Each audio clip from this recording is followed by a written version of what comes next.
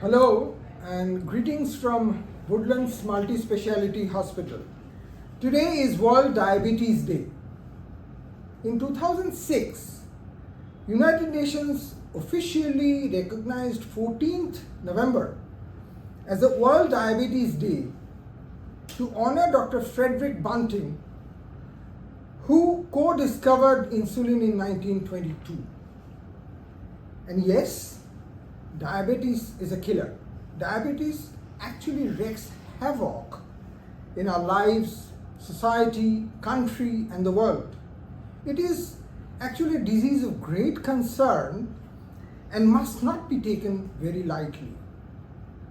Today, I have with me two lovely ladies, very important personas, as my panelists. My first panelist is Dr. Madhurima Vidyarthi. She is the endocrinologist of the City and Woodlands Hospital. And my second panelist is Srinwanti Datta. She is the dietitian of our hospital. So welcome to my show. We start with Madhurima. Now, Madhurima, what actually is diabetes and how can one get tested for it for our viewers?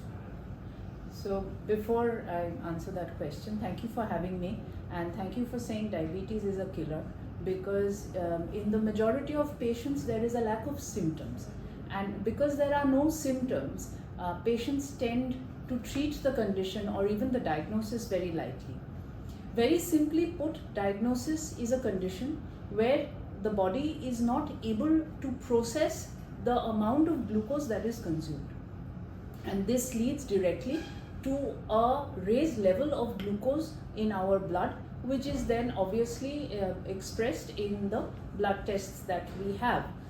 The commonest blood tests that we do, which also is a way of testing for the diagnosis of diabetes, is a fasting blood sugar, postprandial blood sugar, which means it's usually taken 2 hours after a meal, and an HbA1c or a glycosylated hemoglobin. So now the thing is, what are the health problems the patients face? I mean, in simple words for our viewers. I would like to answer that by saying there is actually no health problems that diabetes does not cause. From head to toe, it affects every part of the body. It is as bad, if I may put it strongly, it is as bad as a cancer in causing a very slow and painful deterioration for the patient and ultimately death due to various complications. We tend to divide diabetes complications into macro and microvascular complications, which is just based on the kind of blood vessels that are most affected. But again, the major health problems are heart problems, kidney problems, which are rampant in our population. The retina is affected. Patients may have strokes, they may have dental issues, they may have problems with blockage of arteries in their limbs, they may have gastrointestinal issues. Like I said, there is actually nothing that diabetes leaves untouched. So what you're saying, from head to foot, it affects each and every part of the body. Now, every disease is supposed to have a treatment protocol or a treatment, a cure. So shed some light about the treatment, what you would suggest for the diabetic patients. Very, very simply, the first step towards treatment, towards management, is acceptance of the diagnosis. And I would say this to everybody: if you are not confident or you are denying your diagnosis of diabetes, you are doing yourself a great disfavor. If you are not confident with a certain doctor, please take a second opinion. But it is very important to treat diabetes as early as possible, because there is regression. 50% of cases can be managed only by diet and lifestyle modification alone if treated early, if treated as soon as you are aware of your diagnosis. And obviously it then follows that step by step we have to put in medication, we have to add tablets, we may need insulin. There are other non-insulin injectables that are available. I will not touch too much on the diet because we have a qualified dietitian with us, but the importance of exercise, the importance of a regulated lifestyle, the importance of good sleep, which people don't realize, and the importance overall of follow-up. Your doctors have a plan, and it is not possible to give you a plan for life at only one sitting. If your doctor wants to see you at regular intervals, please go back to them, because they will be able to tell you what to do next. Now, so what you are telling is there is what you call a sense of denial among That's the right. patients whom you find that whenever they are diagnosed of having diabetes, they go into a shell of denial. That's right. And that's very detrimental. And it's dangerous. It's Yes, frankly dangerous. yes, it is. Yes. It is. Now, taking a leaf from what you said, diet constitutes a very important part of the treatment. We have with us Srinwanti. Srinwanti, just tell us, firstly, in a broad perspective, about the dietary regulations of this killer disease.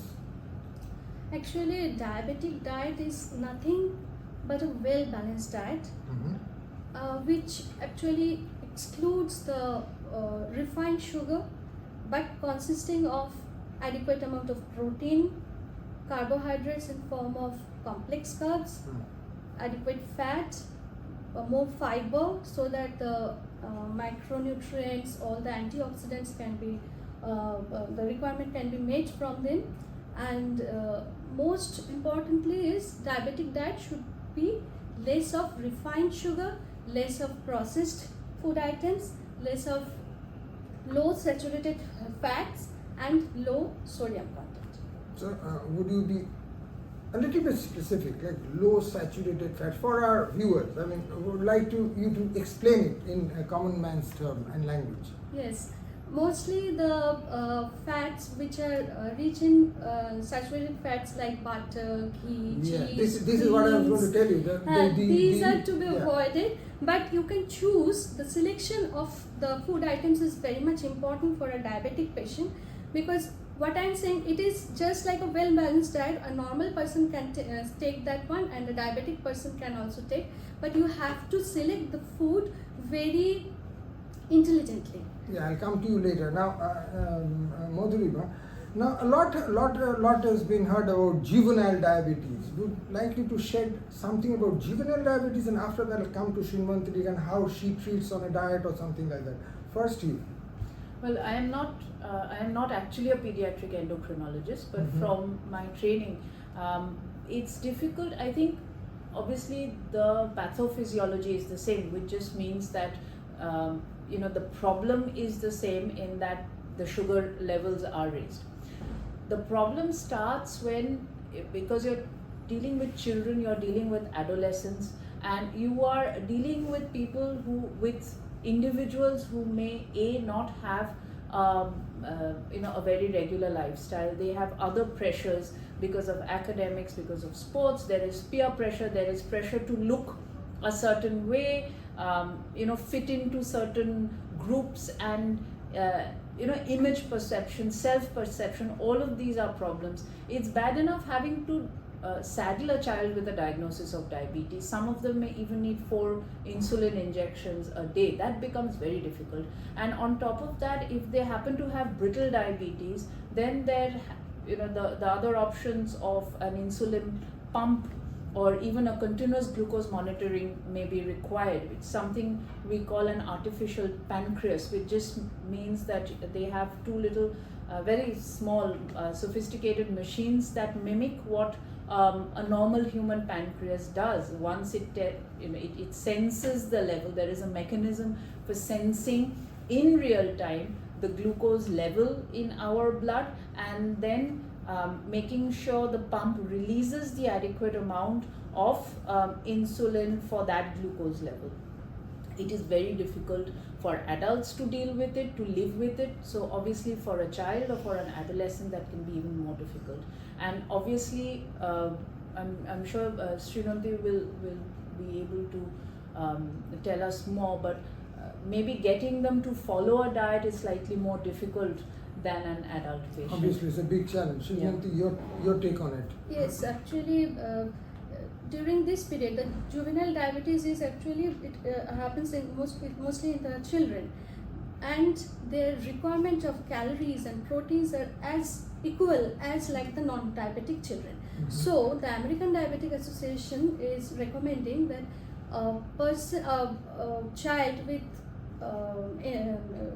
insulin dependent can have the equal type of diet, healthy diet, just like the child who is not diabetic.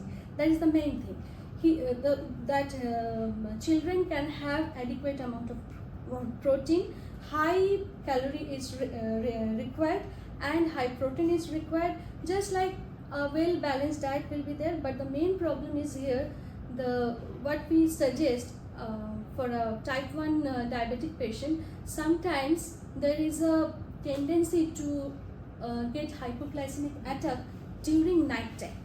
So that's why we always prefer to give some bedtime snacks during that period, so to prevent the hypoglycemic attack during night time. So this is the most important thing. Otherwise, children can choose the food items just like the non-diabetic one, but he has to limit the intake of sugary juices, like or some processed foods, and she has to be more on high fiber diet, so that the control of blood sugar should be optimized. For children, it's very difficult controlling the food. As they grow up, they would like to have these processed foods, these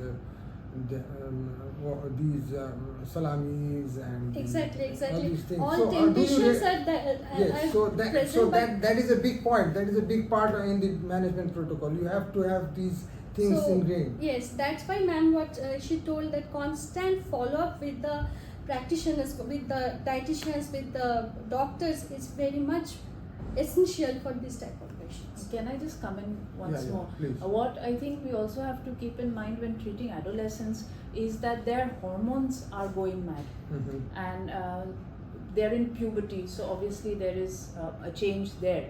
Internally there is a change. For girls or for growing girls, women, their sugar levels will fluctuate with the menstrual cycle. So that has to be kept in mind, and that is why they need even closer follow-up than I feel adult patients do.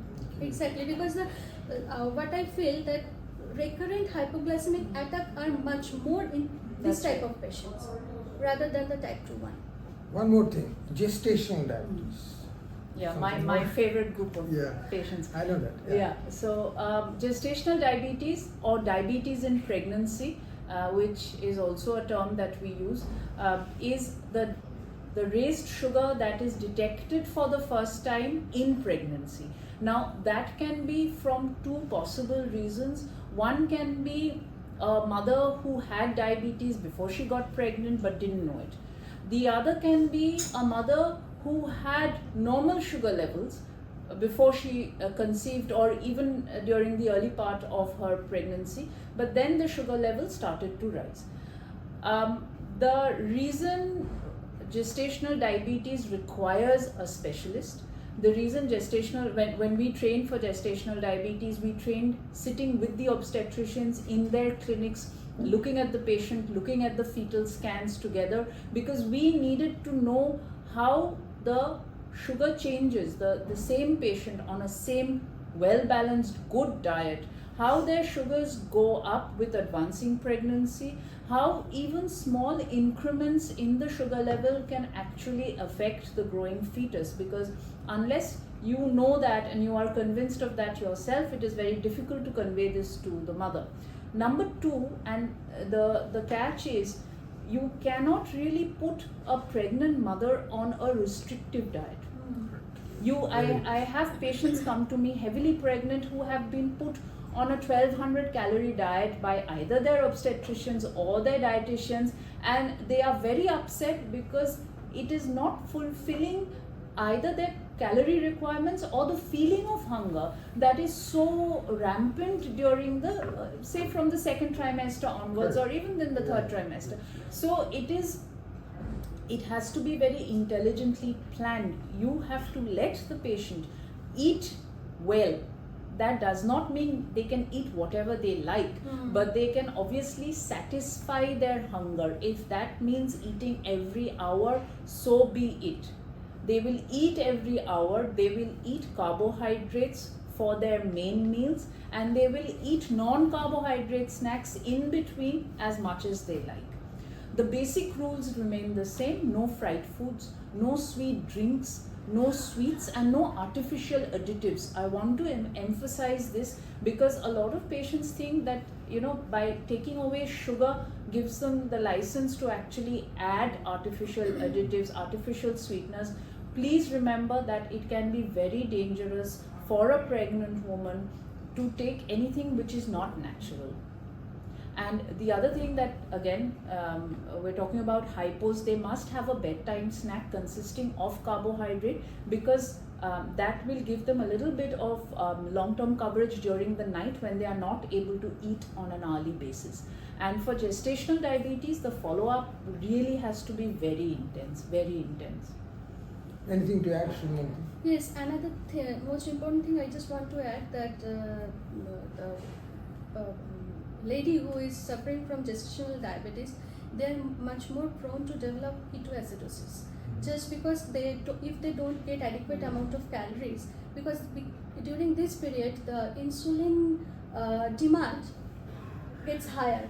So if we don't provide adequate amount of calorie, like 30 to 35 kilocalorie for desirable body weight, then the body will take the fat as fuel rather than taking the glucose. So in that case, which results ketoacidosis, which is a dangerous thing, and it can affect the fetus health also. So again, the holistic approach of different combinations like adequate protein, high fiber, moderate amount of carbohydrate, and less amount of saturated fats, and more of TUFA and more of MUFA rich food items should be there in their diet. Any lifestyle modification? For gestational diabetes, if you're allowed to walk, you should walk. Main meal times are very important. So it is what you are eating, how much you are eating, and at what time you are eating. Yes, that's true. So breakfast, I would say ideally between 8 and 9 in the morning, lunch between 1 and 2, and dinner, and I am very unpopular for saying this, dinner should be completed by 8 o'clock in the evening. You can eat later again as many times as you like, that can be your snack, but your main meal times, they dictate what your sugar does overnight, they dictate what your fasting levels is. I have seen more than one patient who has controlled their fasting simply by moving forward their dinner time. It does work. It does work. And walking, if you're allowed, the best way to do it is to actually walk after meals for about 10 minutes after each main meal. Prevention is always better than cure. So we come to the end of our discussion. Prevention of diabetes. Yeah, I think we've both sort of covered it, but just In to a nutshell, underline, to sum up. diet, lifestyle, regular exercise. Please start exercising before you are diagnosed with something. Unfortunately, our population has a tendency, a much higher tendency to develop lifestyle diseases. We call them metabolic syndrome. Unfortunately, there are so many, we keep adding onto this list. The other thing that I think we also need to mention is what used to be called non-alcoholic fatty liver disease, which is now metabolic liver disease, and that is dangerous. You may not drink a drop of alcohol, but you will end up with cirrhosis if your lifestyle, your diet, your exercise is not regulated. So get into a healthy walking habit. You don't need a fancy gym. Every day walking 30 minutes, 45 minutes, even if it's not at one go, even if it's divided over the day, take the stairs, walk between meetings, People are now standing while they're working on their laptops because obviously that is better than sitting. Make water your main beverage, please. And That's the important, most important thing. and no smoking at all. No smoking, not at all. It takes one cigarette to kill you, and there are plenty of facts which support that. And would you allow alcohol? I would allow alcohol socially, again, I think within limits, and again with the caveat that if your markers show that the amount of alcohol that you ingest is too much for you, then that needs to stop. The other thing I would say is we tend to follow international guidelines while doing this, which may not be directly projectable onto our own population. So that needs to be taken into account. At the same BMI, a South Asian has much more body fat, we know that, than a white person. So. Anything more to add? Nothing like that, but what I want to say that same like ma'am, just we have to focus on to maintain our ideal body weight. Everyone should be focused on that, to take high fiber diet to control your blood sugar, take more carbs in complex form, just like atta, that means whole wheat cereals, dalia, oats. Nowadays quinoa has been very much popular.